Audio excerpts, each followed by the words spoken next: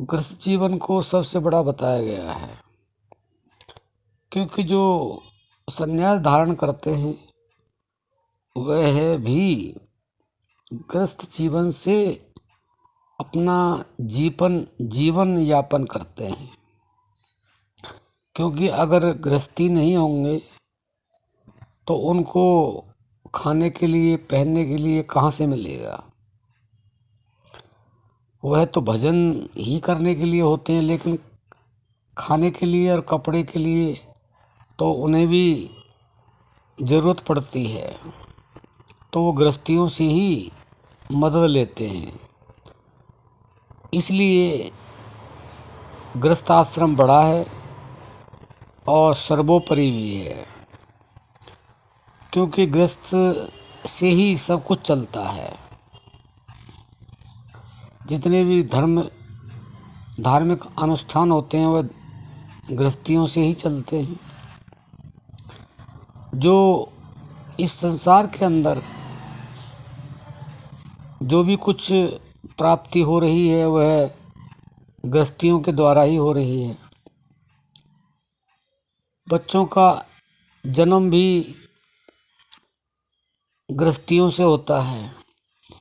पहले गृहस्थी होगा तभी तो बच्चे का जन्म होगा, उसके बाद में वह गृहस्थी बनता है या सन्यासी बनता है, वह तो बाद की बात है। लेकिन शुरुआत तो गृहस्थ से ही होती है। इसलिए यह समझना आवश्यक है कि गृहस्थ में भक्ति करना कठिन तो है, लेकिन वो आसान कैसे हो वह समझने की बात है बस, जिससे कि भक्ति भी हो जाए और घर में लड़ाई झगड़े भी ना हो।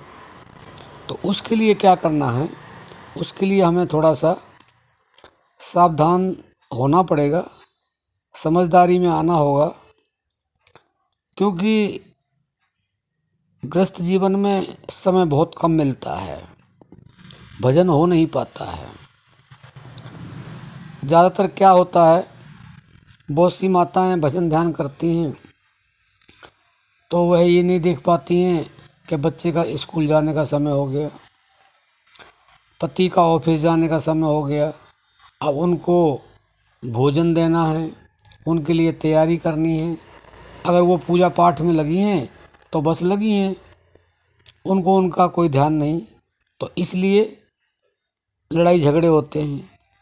अगर माताएं बहनें ये समझ जाएं, या जो भी भाई हैं वो ये समझ जाएं कि किस तरह से गृहस्थ जीवन को निभाना है, तो ना तो झगड़ा होगा और भक्ति भी आराम से हो सकती है।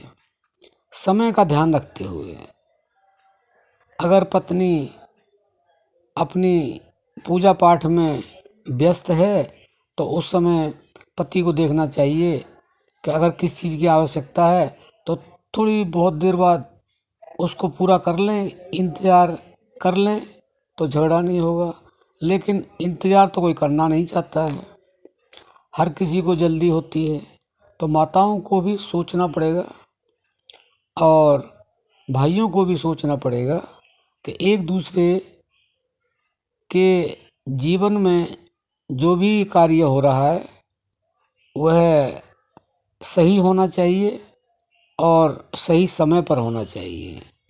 दोनों काम होंगे तो ऐसी कोई बात नहीं है, गृहस्थ जीवन में भी भक्ति हो सकती है और लड़ाई झगड़ा भी नहीं होगा, अगर दोनों ही समझें तो। क्योंकि अगर माता कोई पूजा पाठ कर रही है तो आदमी को इंतज़ार करना चाहिए, थोड़ी बहुत देर इंतज़ार कर लिया, वो जो काम कराना है वो बाद में करा लीजिए। ऐसे ही माता को सोचना चाहिए, बच्चे स्कूल जा रहे हैं या खाने का समय हो गया है या फिर पति अपने ऑफिस जा रहे हैं तो उनको तैयार करके भेजना चाहिए। जब फ्री हों तो पूजा पाठ करनी चाहिए।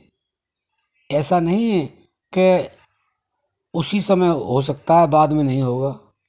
पूजा पाठ तो आगे पीछे घंटे 2 घंटे हो सकता है, लेकिन बच्चों का जो समय है, ऑफिस जाने का समय है, वो तो नहीं हो सकता ना। ऐसे ही अगर पति को भूख लगी है या और घर का कोई कार्य है और पत्नी अपने पूजा पाठ में व्यस्त है तो उनको भी इंतज़ार करना चाहिए। अगर ऐसा करेंगे तो आप गृहस्थ जीवन में भी भक्ति कर सकते हैं, कोई कठिनता ही नहीं है। और इस तरह से अगर करेंगे तो लड़ाई झगड़ा भी नहीं होगा। तो भक्तों, आप समझ गए होंगे। आप इस तरह से अपनी भक्ति भी करें और गृहस्थ जीवन का लालन पालन भी करें तो आपका कल्याण अपने आप हो जाएगा।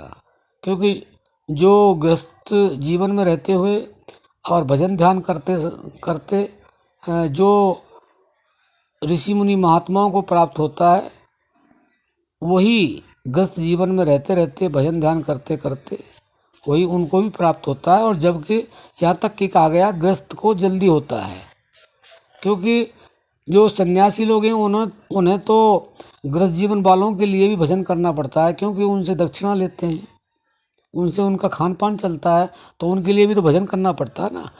और गृहस्थ को तो किसी के लिए भजन करने की आवश्यकता नहीं, वो तो जो करेंगे वो अपना ही होगा।